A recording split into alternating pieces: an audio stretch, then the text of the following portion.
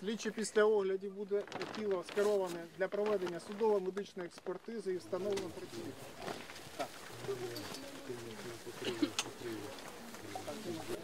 За что? Я хочу спросить у Путина, за что он расстрелял, убил моего сына? За что? Кто просил его прийти сюда с таким страшным оружием? Он разрушил, он убил. Он убил не только наших детей, он убил нас, матерей. Я хожу эти дни, я не живу, я умираю на ногах. Я умираю. И я хочу обратиться ко всем матерям мира. Восстаньте против этого убийства.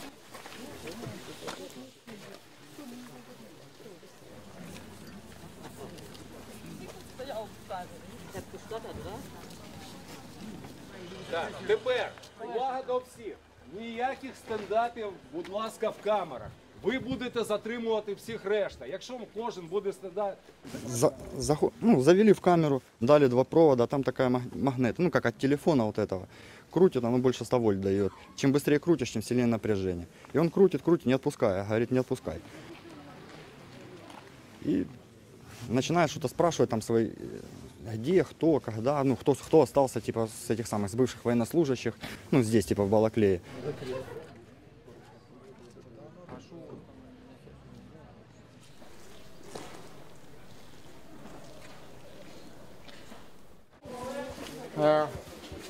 За цією адресою, за цією локацією знаходилися жінки.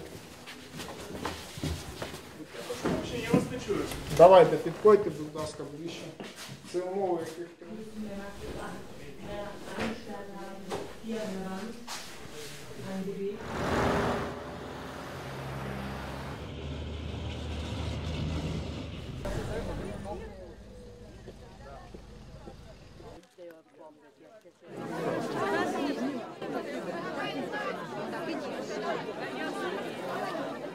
Пожалуйста, не толкайтесь, все получат, пожалуйста. Вот такой больному человеку, а? Сейчас же задавите.